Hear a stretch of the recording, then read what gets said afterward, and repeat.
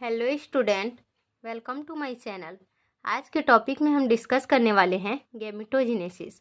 और इस गैमेटोजेनेसिस का पार्ट 2 मतलब कि फीमेल गैमेट मतलब ओजेनेसिस का प्रोसेस को देखेंगे। तो सबसे पहले हम देखते हैं गैमेटोजेनेसिस। गैमेटोजेनेसिस क्या होता है? The process of gamete formation in animal that reproduced sexually is called gametogenesis. मतलब कि गैमेटोजेनेसिस में गैमेट का फॉर्मेशन होता है। ठीक है, gamete are formed in the reproductive organ और गोनेड ऑफ एनिमल्स। एनिमल्स का जो गोनेड या रिप्रोडक्टिव ऑर्गन्स होते हैं उसी को गैमेट कहा जाता है। The germ cell of the gonad divide several times and after passing through several passes gamete are formed. मतलब गैमेट के बनने का प्रोसेस जो है उसी को समझाया जाता है गैमेटोजेनेसिस में, अर्थात गैमेट फॉर्मेशन की प्रोसेस को ही गैमेटोजेनेसिस कहते हैं। ठीक है, अब हम देखते हैं गैमेट के type. Gamete are 2 type. First is male gamete and second is female gamete. तो मेल गैमेट क्या होता है? The process of formation of male gametes is called spermatogenesis. Spermatogenesis इसे कहते हैं जिसमें मेल गैमेट का फॉर्मेशन होता है या मेल गैमेट बनता है। ठीक है, अब सेकेंड देखिए, the process of formation of female gamete is called oogenesis। oogenesis क्या है? फीमेल गैमेट के फॉर्मेशन के प्रोसेस को ही oogenesis कहते हैं। ठीक है, जो स्पर्मेटोजेनेसिस होता है उसमें 3 प्रोसेस आते हैं, मतलब ये 3 फेज में कंप्लीट होता है। फर्स्ट में तो फॉर्मेशन ऑफ स्पर्मेटिड्स होता है जिसमें मल्टीप्लिकेशन फेज, ग्रोथ फेज और मैचुरेशन फेज 3 फेज में कंप्लीट होता है फॉर्मेशन ऑफ स्पर्मेटिड्स। फिर स्पर्मेटिड्स का फॉर्मेशन होता है एंड सेकेंड स्पर्मियोजेनेसिस। इस सब प्रोसेस को हम फर्स्ट वीडियो में देख चुके हैं पार्ट 1 में। अब हम सेकेंड में स्टार्ट करेंगे oogenesis का प्रोसेस।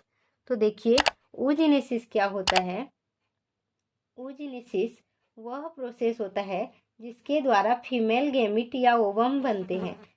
यह प्रोसेस फीमेल गोनेड्स में होती है जहां पर oogonia से एग के रूप में विकसित होने के लिए या डेवलपमेंटल होने के लिए कई तरह के चेंजेस आते हैं। और oogenesis का महत्व ही यह है कि यह प्रक्रिया जो होता है, यह प्रोसेस फीमेल फर्टिलिटी को निर्धारित करता है या शो करता है। इसे ही oogenesis कहते हैं।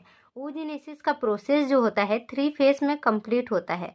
First multiplication phase, second growth phase and third maturation phase. ठीक है, चलिए हम स्टार्ट करते हैं oogenesis के पूरे प्रोसेस को। तो ये देखिए oogenesis का पूरा process. First multiplication phase. Multiplication phase में क्या होता है? कंटिन्यूअस माइटोसिस सेल डिवीजन होता है। जैसे कि हम स्पर्मेटोजेनेसिस में देखे थे कि ए टाइप स्पर्मेटोगोनिया, बी टाइप, ऐसे मतलब कि पूरा प्रोसेस चल रहा था, उसमें भी कंटिन्यूअस माइटोसिस सेल डिवीजन हो रहा था। इसमें मल्टीप्लिकेशन फेज में कंटिन्यूअस माइटोसिस सेल डिवीजन होता रहता है। और फिर जो आता है ग्रोथ फेज। ग्रोथ फेज में कोई भी सेल डिवीजन नहीं होता है, बट सेल साइज जो होता है इंक्रीज होता है। देखिए यहाँ बताया गया है no cell division but cell size increase, मतलब कि सेल डिवीजन नहीं होता है, वो विभाजन नहीं होता है, लेकिन उसका जो साइज होता है वो बड़ा होता जाता है। यहाँ पे ठीक प्रोसेस में बताया गया है ये डिवीजन नहीं होता लेकिन इसका साइज जो होता है वो बड़ा होता है। ग्रोथ फेज क्लियर है। अब देखिए हम थर्ड में आते हैं, मैचुरेशन फेज। मैचुरेशन फेज में क्या होता है? सबसे पहले प्राइमरी oocyte होता है, मतलब कि इसमें जो प्राइमरी oocyte होता है उससे ही एक एग सेल बन पाता है। मतलब एक एग सेल जो होता है, अंड सेल, अंड कोशिका जो होता है वो बन पाता है। अब क्या होता है कि oogoनियम से माइटोसिस सेल डिवीजन होता है। oogonia में बताई थी, फिर यहाँ से माइटोसिस सेल डिवीजन होता है और प्राइमरी oocyte बनता है। प्राइमरी oocyte बनेगा, फिर क्या होगा? यह फर्स्ट जो एग सेल होगा, प्राइमरी oocyte को फर्स्ट एग सेल कहते हैं। अब माइटोसिस फर्स्ट के प्रोफेस फर्स्ट के डिप्लोटीन अवस्था, जो डिप्लोटीन अवस्था होगा उसमें फर्स्ट सेल साइकिल जो होता है वो अरेस्ट हो जाता है। सॉरी, यहाँ पे मियोसिस फर्स्ट होगा। मियोसिस फर्स्ट के प्रोफेस फर्स्ट के डिप्लोटिन अवस्था में फर्स्ट वाला जो मियोसिस होता है वो अरेस्ट हो जाता है। ठीक है, फिर क्या होगा, इतना तो हुआ, अरेस्ट हो गया। अब जो सेल होता है वो आगे की ओर ग्रोथ नहीं कर पाता है, प्राइमरी ओसाइट आगे की ओर नहीं जा पाएगा। यहाँ लिप्टोटिन जो होता है वो क्लियर होता है, जाइगोटिन क्लियर होता है, पैकेटिन क्लियर होता है, सब मतलब रुकता नहीं है, वो कंटिन्यूअस वो चल जाता है, उसका प्रोसेस पूरा कंप्लीट हो जाता है। लेकिन डिप्लोटिन का अवस्था जो होता है वो यहाँ पे अरेस्ट हो जाता है। फिर क्या होगा, प्राइमरी ओसाइट जो होता है, एक सेल जो होता है वो नहीं बन पाता है। और यह कब बनेगा, प्यूबर्टी एज के आने से ही।